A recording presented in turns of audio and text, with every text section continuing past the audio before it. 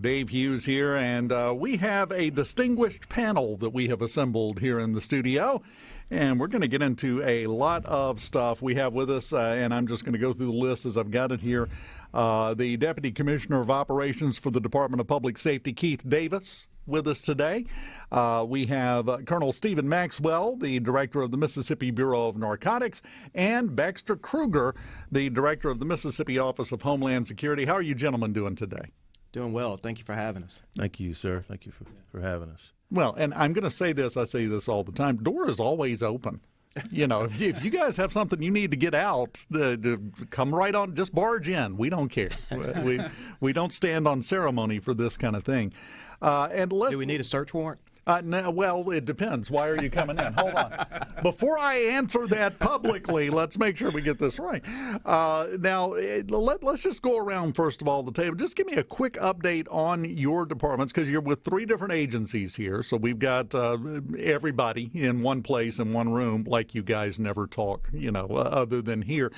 Just go around the room, if you would, and just give us an update on each of your departments and how things are going. Let me start out by saying we're not 3 different agencies. We are the Department of Public Safety. True. And these individuals work under the umbrella of the Department of Public Safety. So we want to make sure that people know that the Department of Public Safety is a umbrella of many, many hats. And the Department of Homeland Security and the Mississippi Bureau of Narcotics are part of that umbrella. Yeah, well, you're exactly right. And it's one of those things I think a lot of people don't realize, because you hear about the Department of Homeland Security, you hear about all of these different agencies, and you think, oh, well, it's a whole separate thing. They're their own deal. Well, but still, there's a hierarchy. That's correct. There's a TO here that goes up the line from there. So it's a big undertaking. It is a huge undertaking, and the governor and the legislature would be remiss if we didn't point that out. So I want to make sure we point that out. Yeah, well, we don't want to get you guys in trouble. So I don't want anybody stepping forward. But what would be the best way to put it, do you think? Departments? Divisions of the Department of Public Safety, yes. Had the wrong D word, but I was close. So let's just go around and let's just get some updates on your divisions and how things are going right now. So, as the director of your Mississippi Bureau of Narcotics, the state's Mississippi Bureau of Narcotics, we are a comprising division agency of the Mississippi Department of Public Safety. And I can tell you that drugs have permeated the American society. Mississippi has not proven not to be impregnable to that. The drug culture is having a profound cascading generational impact on all Mississippians. Everyone knows someone or knows someone that has been impacted by the drug culture. And so our mission right now is multifaceted. The Bureau of Narcotics has had to evolve with the drug culture in order to remain effective. And so we're focusing on decreasing both the supply and demand through enforcement efforts and through education efforts across the state of Mississippi.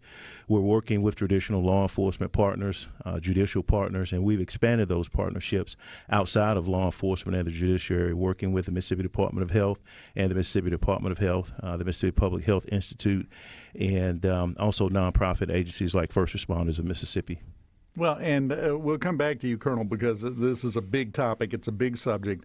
And everybody seems to think that this is a problem that's only in their area.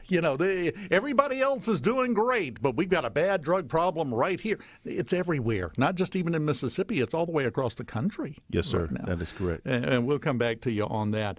Department of Homeland Security. Yes, sir. Well, we're the Mississippi Office of Homeland Security, a division of DPS. We work very closely with Colonel Maxwell, obviously, as well as the other divisions inside of DPS and our local and federal partners. Our primary focus has been, from our inception in 2004, was counterterrorism in the wake of 9/11. In 2007, we also, the legislature put in place the Mississippi Fusion Center, the Mississippi Analysis and Information Center. So we focus mostly on threats to life and safety. As we have evolved over the last 20 years, we have now taken on school safety as one of our main tenets and pillars, and along with work in narcotics, along with Colonel Maxwell and what he's got, any kind of trafficking as you see it come across the border or into our state.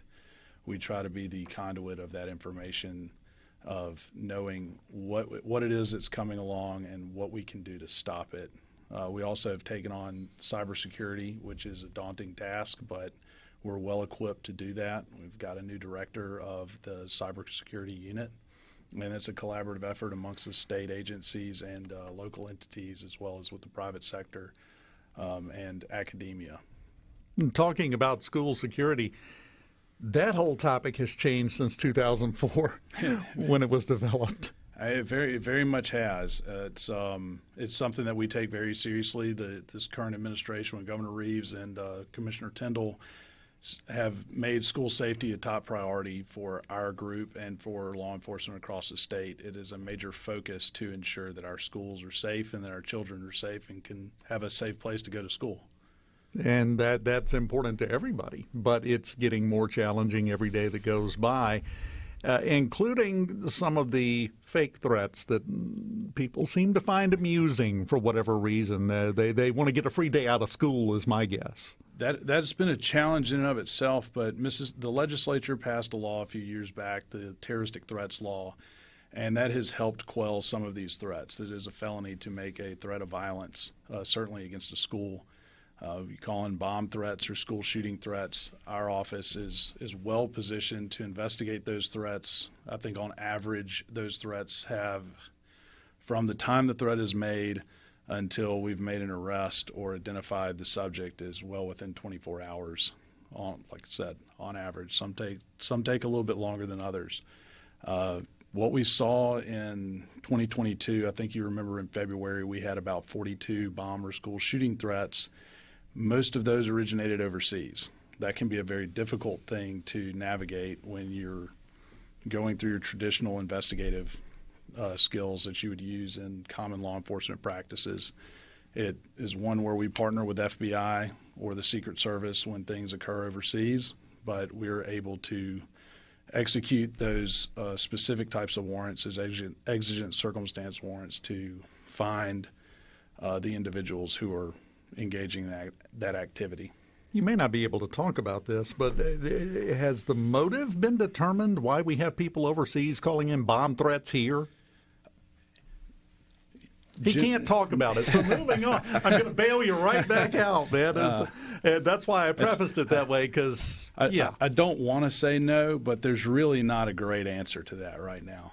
Yeah, and the first suspicion that goes in your mind is something political, but not necessarily. It could be related to drugs, Colonel. It could be related to any number of things, I would think. Absolutely. As science and technology has become more and more layered into the drug culture, we see drugs now that can potentially be used, as a weapon of mass destruction.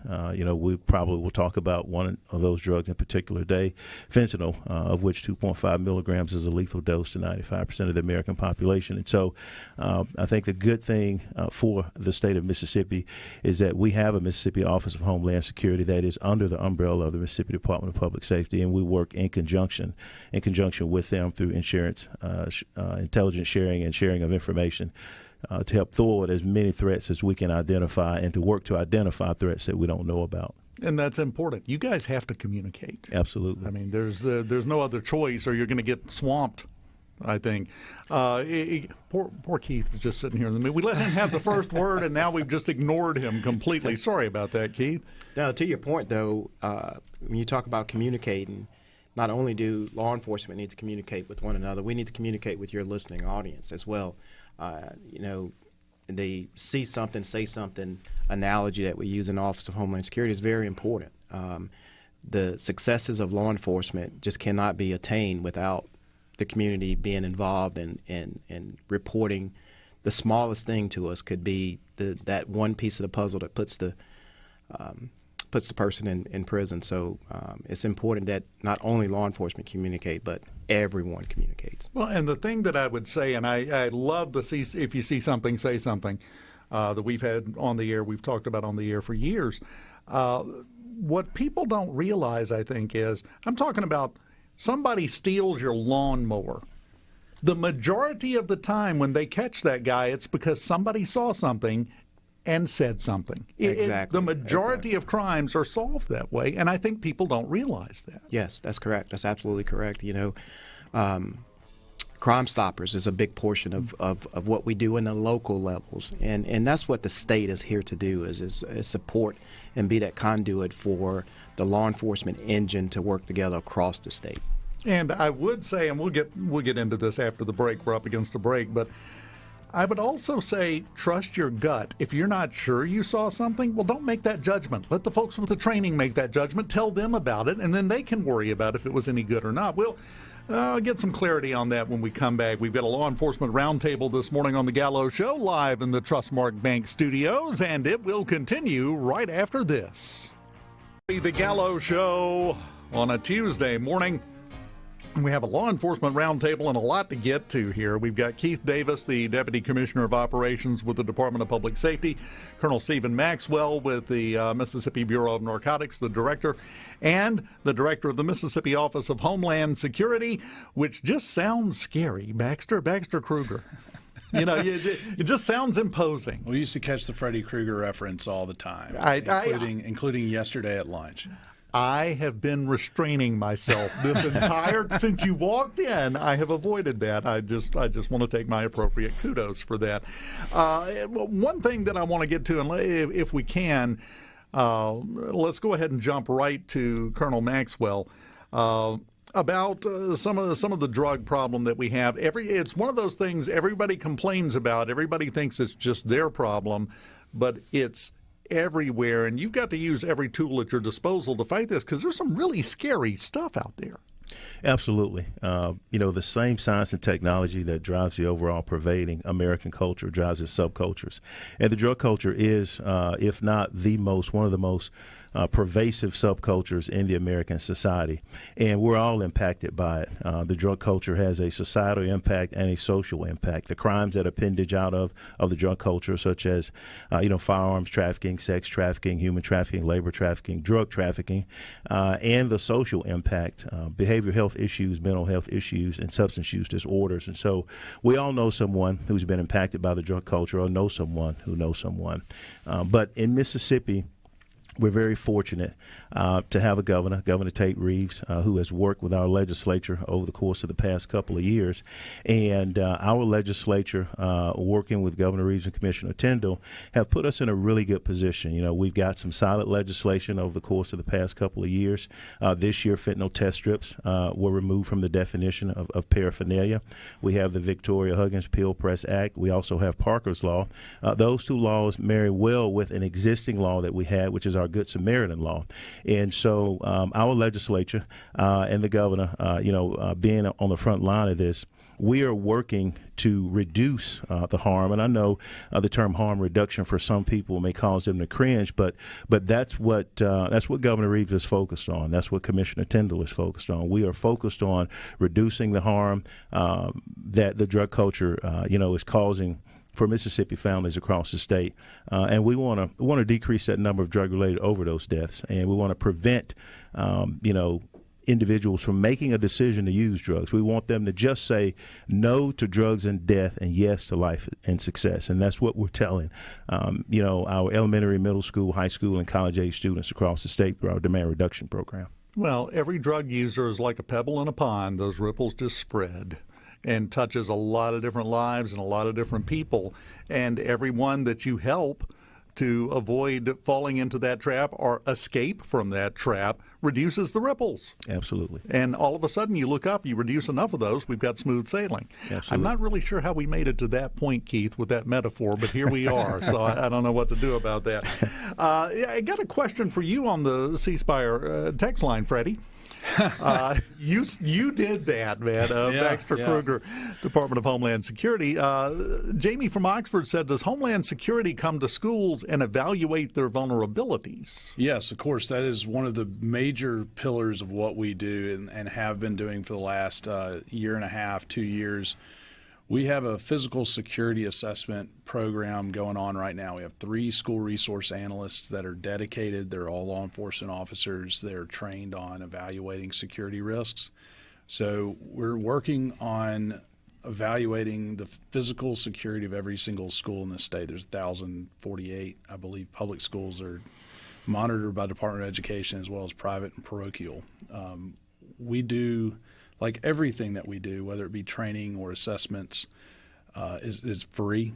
We don't charge anybody any money. This is something that's extremely important to us. Legislature spoke very loudly about this when they established this those jobs. We use the system methodology, which is important because, as you know, most schools in this state get federal grants. So if you use federal methodology, you can use that assessment to help with your grant dollars. But we will be on a rotating basis evaluating every school in the state every 3 years and giving our recommendations of that particular school to that school, as well as a report to our administration about what our overall stance is in the state with security in our schools. So we've been doing that a lot. I got a report yesterday about where we are. We're well on our way to being complete early this year, so we should see that report come out middle of next year at the earliest. Probably our goal is October to be complete report published. Very nice. Now, Keith, I want to ask you about this because, and you two feel free to weigh in because it impacts everybody here with the drugs, with Homeland Security, everything.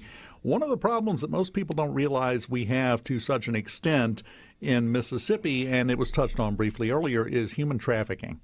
This is a big deal here, isn't it? It really is. But I can tell you that the law enforcement partners, including the Attorney General's office, our office, we are keyed in on that issue, working with our troopers and truckers programs across the state. Mississippi is aware of it, and we're combating that problem here in Mississippi. And it's one of those things, and I've had this conversation several times over the last few months with people. When I tell them this, they go, "Oh, well, that doesn't happen here." No, you're incorrect. That does happen here, and I would assume, correct me if I'm wrong, Colonel, sometimes it's probably tied in some way to the drug trade. Absolutely it is. One of the things that we've learned from our friends at the Attorney General's office, particularly Stephen Gay, who goes throughout the state with me, and we do a lot of presentations together, is that a lot of people think that sex trafficking is about transportation, but it's about exploitation. And unfortunately, we have a lot of, our children here in the state of Mississippi that are being exploited by their own family members in their own homes and communities throughout the state. And so it is a pervasive problem. It is an undercurrent that is associated with the drug culture. And as Deputy Commissioner Davis said, we're working with partners throughout the state to try to rid our state of those issues. And it's an ongoing battle. And Baxter, Kruger, Homeland Security, this impacts what you guys do too, doesn't it? 100%. I mean, trafficking across our state, whether it be human trafficking, narcotics trafficking, gun trafficking, exotic animal trade, they all follow similar patterns and similar routes, and it's something that we try to track and stay ahead of. Do we have exotic animal trade problems in Mississippi? We've got them all over the world. I mean, they run up through a lot of the similar channels, and we work very closely with our animal working group at the Department of Agriculture, along with our federal partners. With you go down the USDA, the Farm Service agencies. We meet once a year, and that is one that is beneficial to our research into what's going on throughout the state and what we see. Oddly enough. You never know. You just wake up and you wonder what you're going to face on any given day, especially when you put any kind of badge on. Colonel, I want to come back to you because you mentioned this. You mentioned that the fentanyl test strips are no longer considered paraphernalia. We got that passed. That went through. But there are a couple of other things that you've got over here that I want to make sure we talk about. And one of those is what's referred to as Narcan, basically, right? Yes, sir. Yes, sir. So Mississippians can go to odfree.org and they can order naloxone, and it will, it'll be shipped to your home. It'll come in a pouch that is same like and similar to this. It contains 2 administrations of Narcan, and it also comes with an instruction kit. The good thing about naloxone is that it is the opioid overdose reversal drug, and it also will work on tianeptine, of which our legislature legislature passed the law, House Bill 4, to make tianeptine, which was an over-the-counter substance that could be purchased, a Schedule 3, and Governor Reeves signed it into law, went into effect July 1. And so because tianeptine has a similar effect on the body as morphine and fentanyl and various other synthetic opioids, naloxone will work on that as well. And then we have these doTERRA packs that can also be ordered through odfree.org. Mississippians can get those. And it's really a home disposal kit. You know, you can add just a small amount of water there by following the instructions, add in your unused prescription medications and illicit drugs, and it makes those drugs inert.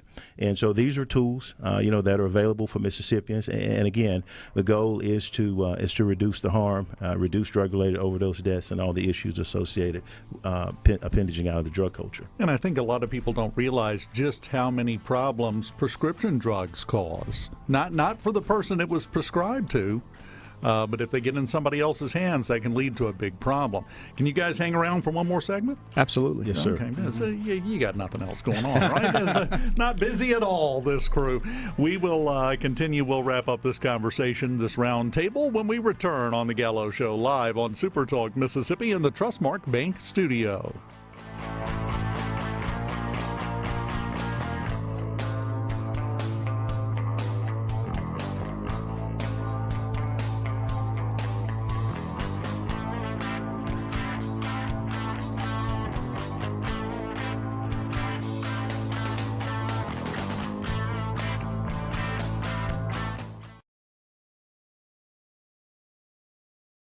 Go around and make sure we hit everything we needed to hit, because we could do this for the next 2 hours. But, here we are. And should we let Keith go first because we've ignored him, or let him have the last word? I'll take the last word. Okay. He's going to take the last word. So, Baxter, go ahead. Name notwithstanding. I didn't even say your last name this time. You're welcome. I know, we defer to the boss here. I wanted to talk briefly about the School Guardian Program, which is something the legislature enacted this year. It is geared towards arming administrators and teachers at schools to make up for a gap that we've seen with the lack of school resource officers that we have in the state. You go back to the first school shooting at Pearl, and that school shooting was stopped by an administrator with a gun. And so we put together a school safety alliance we co-chair it with the Department of Education, and work very closely together to develop a program and a protocol that meets the legislature's intent. We worked with our Law Enforcement Training Academy out at Malota to develop some training that would be useful, and it's what we've come up with is a pretty intense training regimen. It's our recommendation is 140 hours. It's a lot, but we wanted to make sure that we weren't just putting a gun in somebody's hands and saying go forth and do great things. We need to make sure that when you introduce a firearm into any environment, you need to make sure that the person who's in control of it has the ability to control it and to maintain control of it. And that goes even into the interaction with law enforcement. As you can imagine, any type of active shooter situation or shooting situation when law enforcement responds, they see a person with a gun and they know that there's been a shooting that's ongoing. If you don't know how to communicate well with law enforcement, you might find yourself having a bad day. So that program, we're still in the development phase of and making sure that training is perfect. This is one of those areas where there's not much room for any errors at all, and we want to make sure that what is produced, or the people that come through this training, are capable when they step foot into the training on day one, and they walk away well trained, and they come back and are retrained every year, just like our law enforcement folks. And our expectation of them is to respond in those events. In fact, I think the bill requires you to respond if you're one of these guardians, and we want to make sure they're well equipped. Well, obviously, you haven't heard the critics. Y'all are just turning people loose with guns to do whatever they want. All this training is going to get in the way of that, I think. Well, that is something that we are working hard against, and Director Carlton out at Malota has been very beneficial in this process, and bringing his skill set and his experience, as well as my deputy director, Jim Brinson, and the amount of people that he has trained throughout his life, whether it be in the military or through law enforcement, their experience is well leveraged in this area. So we want to make sure that everybody is comfortable with this piece. It can be a difficult message to discuss, but at the end of the day, there's never, like the ideal situation, you're going to have a school resource officer in every single school. And sometimes it's just not possible. You go to some of these smaller jurisdictions, you go to some of the smaller districts, in fact, and it's just not a possibility. So you want to make sure there's something in the way of protection. And Homeland works in prevention, protection, response, and recovery are our 4 pillars of what our office is built on. Prevention is obviously keeping violence out of a school. Protection is making sure that if it shows up, we're able to stop it. Colonel, any final thoughts? Yeah, well, with respect to illicit drug use, fentanyl has saturated the illicit drug market, and so it's no longer just Ritalin, Vyvanse, Adderall. It's no longer just marijuana, heroin, cocaine, or methamphetamine. It could be those drugs that's laced with fentanyl. Fentanyl can be pressed, cut, colored, and scored and sold as any pharmaceutical drug. And so the next time you use drugs, you could experience your last moment of sight, your last breath, your last heartbeat, and your last thought. In addition to that, Mississippi has some very well-educated, well-trained, board-certified physicians, nurse practitioners, psychiatrists, counselors, and therapists in this state. We should not be practicing medicine on ourselves by purchasing over-the-counter substances out of convenience stores and gas stations throughout the state of Mississippi. Don't suffer in silence. Get help. Because the help is there. Yes, sir. All you got to do is walk in the door. Keith, Deputy Commissioner, final thoughts. I hope that by this conversation today that your audience knows that law enforcement is here to provide public safety. Oftentimes we get plagued with they're just here to take your family member to jail or to prison, and that's just not the truth. We want to be a good partner to our state. Thank you for having us today. And look, come back anytime, guys. Anytime. Yes, sir. I've enjoyed this, but then, that's me. But it's good information, and Keith, I think you summed it up perfectly. You got to remember and teach this to your kids. The law enforcement officers they see are not the bad guys. They're not there to come take you away. No, they're there to help. They're there to protect, as Baxter said. Kind of cooperate with that by at least, acknowledging it, I think. We've got Fox News and SuperTalk Mississippi News coming up next.